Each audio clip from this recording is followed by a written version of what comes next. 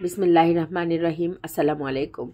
পাঠ করছিলাম আল বিদায়া ওয়ান নিহায়া গ্রন্থটি লিখেছেন আবুল ফিদা হাফিজ ইবনে কাসির আর দামেস্কি রহমতুল্লাহি আলাইহি। বাংলায় অনুবাদ করেছেন যারা মাওলানা সৈয়দ মোহাম্মদ এমদাদউদ্দিন, মাওলানা মোহাম্মদ মহিউদ্দিন, মাওলানা বোরহানউদ্দিন এবং মাওলানা মোহাম্মদ আবু তাহের। পাঠ করছিলাম পবিত্র কোরআনে বর্ণিত আদম আলাইহিসসালামের সৃষ্টির ঘটনাবলী সম্পর্কিত পর্বগুলি। এরই ধারাবাহিকতায় আজকে আমরা পাঠ করব তৃতীয় অংশটুকু। পবিত্র কোরআনে আল্লাহ তাআলা বলেন, বলো, এ এক মহা সংবাদ যা থেকে তোমরা মুখ ফিরিয়ে নিচ্ছ ঊর্ধ্বলোকে। তাদের বাদানুবাদ সম্পর্কে আমার কোনো জ্ঞান ছিল না। আমার কাছে তো এ ওহী এসেছে যে আমি একজন স্পষ্ট সতর্ককারী। স্মরণ করো, তোমার প্রতিপালক ফেরেশতাদের বলেছিলেন, আমি মানুষ সৃষ্টি করেছি কাদামাটি থেকে। যখন আমি তাকে সুষম করব তখন তোমরা তার প্রতি সিজদাবনত হও। তখন ইবলিস ব্যতীত ফেরেশতারা সকলেই সিজদাবনত হল। সে অহংকার করল এবং কাফিরদের অন্তর্ভুক্ত হল। তিনি বললেন, হে ইবলিস, আমি যাকে নিজ হাতে সৃষ্টি করেছি তার প্রতি সিজদাবনত হতে তোমাকে কিসে বাধা দিল? তুমি কি ঔদ্ধত্য প্রকাশ করলে, না তুমি উচ্চ মর্যাদা সম্পন্ন? সে বলল, আমি তার থেকে শ্রেষ্ঠ। আপনি আমাকে আগুন থেকে সৃষ্টি করেছেন আর তাকে সৃষ্টি করেছেন কাদামাটি থেকে। তিনি বললেন, তুমি এখান থেকে বের হয়ে যাও। নিশ্চয়ই তুমি বিতাড়িত এবং তোমার উপর আমার লানত স্থায়ী হবে কর্মফল দিবস পর্যন্ত। সে বলল, হে আমার প্রতিপালক, আপনি আমাকে পুনরুত্থান দিবস পর্যন্ত অবকাশ দিন। তিনি বললেন, তুমি অবকাশ প্রাপ্তদের অন্তর্ভুক্ত হলে অবধারিত সময় উপস্থিত হওয়ার দিন পর্যন্ত। সে বলল, আপনার ক্ষমতার শপথ, আমি তাদের সকলকেই পথভ্রষ্ট করব, তবে তাদের মধ্যে আপনার একনিষ্ঠ বান্দাদের নয়। তিনি বললেন, তবে এটাই সত্য, আর আমি সত্যই বলি, তোমার দ্বারা ও তোমার অনুসারীদের দ্বারা আমি জাহান্নাম পূর্ণ করবই। বলো, এর জন্য আমি তোমাদের কাছে কোনো প্রতিদান চাই না, এবং যারা মিথ্যা দাবি করে আমি তাদের অন্তর্ভুক্ত নই। এত বিশ্বজগতের জন্য উপদেশ মাত্র। এর সংবাদ তোমরা অবশ্যই জানবে কিছুকাল পরে। 38 নম্বর সূরার 67 থেকে 88 নম্বর আয়াত। এই হলো কোরআনের বিভিন্ন আয়াতের আলোকে আদম আলাইহিসসালামের সৃষ্টির বিবরণ। আমি তাফসিরে এসব বিষয়ে আলোচনা করেছি। এখানে আমি উপরোক্ত আয়াতসমূহের সারমর্ম এবং এসব আয়াতের সাথে সংশ্লিষ্ট রাসূলুল্লাহ সাল্লাল্লাহু আলাইহি ওয়াসাল্লাম থেকে এ বিষয়ে বর্ণিত হাদিসসমূহ উল্লেখ করেছি। আল্লাহই তৌফিক দাতা। আল্লাহ তাআলা জানিয়ে দিয়েছেন যে তিনি ফেরেশতাদেরকে সম্বোধন করে বলেছিলেন, পৃথিবীতে আমি প্রতিনিধি সৃষ্টি করেছি। সূরা বাকারা আয়াত 30। এ ঘোষণায় আল্লাহ তাআলা আদম ও তার এমন বংশধরদের সৃষ্টি করার সংকল্প ব্যক্ত করেছেন যারা একে অপরের প্রতিনিধিত্ব করবে। যেমন এক আয়াতে তিনি বলেন, তিনি তোমাদেরকে দুনিয়ার প্রতিনিধি বানিয়েছেন। 6 নম্বর সূরা 165 নম্বর আয়াত। যা হোক, এ ঘোষণা দ্বারা আল্লাহ তাআলা সংকল্প ব্যক্ত করণার্থে ফেরেশতাদেরকে আদম আলাইহিসসালামের তার বংশধরদের সৃষ্টি করার কথা জানিয়ে দেন।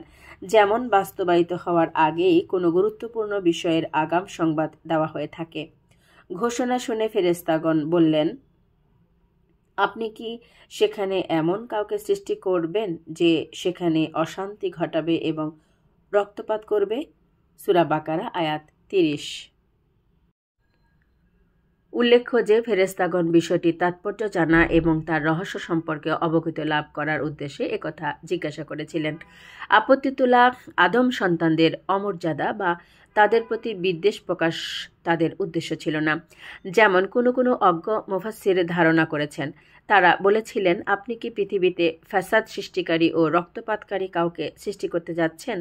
এর ব্যাখ্যায় কেউ বলেন, আদমের পূর্বে যে জিন ও বিন জাতির বসবাস ছিল তাদের কার্যকলাপ দেখে ফেরেশতাগণ জানতে পেরেছিলেন যে আগামীতেও এমন ঘটনা ঘটবে। এটা কাতাদার অভিমত। আবদুল্লাহ ইবনে উমর রাদিয়াল্লাহু আনহু বলেন, আদম আলাইহিসসালামের পূর্বে জিন জাতি 2000 বছর বসবাস করে। তারা রক্তপাতে লিপ্ত হলে আল্লাহ তাআলা তাদের কাছে এক ফেরেশতা বাহিনী প্রেরণ করেন। তারা তাদেরকে বিভিন্ন দ্বীপে তাড়িয়ে দেন। ইবনে আব্বাস রাদিয়াল্লাহু আনহু থেকেও এরূপ বর্ণনা পাওয়া যায়। হাসান রহমতুল্লাহি আলাইহি থেকে বর্ণিত যে ফেরেশতাগণের প্রতি এ তথ্য ইলহাম করা হয়েছিল। কেউ বলেন লাউহে মাহফুজ থেকে তারা এ ব্যাপারে অবগত হয়েছিলেন, কেউ বলেন মারুত ও হারুত তাদেরকে তা অবগত করেছিলেন। তারা দুজন তা জানতে পেরেছিলেন তাদের উপরস্থ শাজাল নামক একটি ফেরেশতা থেকে। ইবনে আবু হাতিম রহমতুল্লাহি আলাইহি আবু জাফর বাকির রহমতুল্লাহি আলাইহি সূত্রে এটা বর্ণনা করেন। কেউ কেউ বলেন তাদের একথা জানা ছিল যে মাটি থেকে সৃষ্ট জীবের স্বভাব এরূপ হওয়ার সম্ভাবনাই বেশি। ওয়ানাহনু নুসাব্বিহু বিহামদিকা ওয়া নুকাদ্দিসু লাকা, অর্থাৎ আমরা সর্বদা আপনার ইবাদত করি, আমাদের মধ্যকার কেউ আপনার অবাধ্যতা করে না। এখন যদি এদেরকে সৃষ্টি করার উদ্দেশ্য এই হয় যে তারা আপনার ইবাদত করবে, তবে আমরাই তো রাত দিন অবিশ্রান্তভাবে এ কাজে নিয়োজিত রয়েছি। কলা ইন্নি আলামু মা লা তা'লামুনা, অর্থাৎ এদেরকে সৃষ্টি করার মধ্যে যে কি সার্থকতা রয়েছে তা আমি জানি, তোমরা জানো না। অর্থাৎ অদূর ভবিষ্যতে এদের মধ্য থেকে বহু নবী, রাসূল, সিদ্দিক ও শহীদের আবির্ভাব হবে। তারপর আল্লাহ তাআলা ইলমের ক্ষেত্রে ফেরেশতাগণের উপর আদমের শ্রেষ্ঠত্বের কথা ব্যক্ত করে বলেন, এবং তিনি আদমকে যাবতীয় নাম শিক্ষা দিলেন। ইবনে আব্বাস রাদিয়াল্লাহু আনহু বলেন, তা হলো এসব নাম যার দ্বারা মানুষ পরিচিতি লাভ করে থাকে, যেমন মানুষ, জীব, ভূমি, স্থলভাগ ও জলভাগ, পাহাড়, পর্বত, উট, গাধা ইত্যাদি।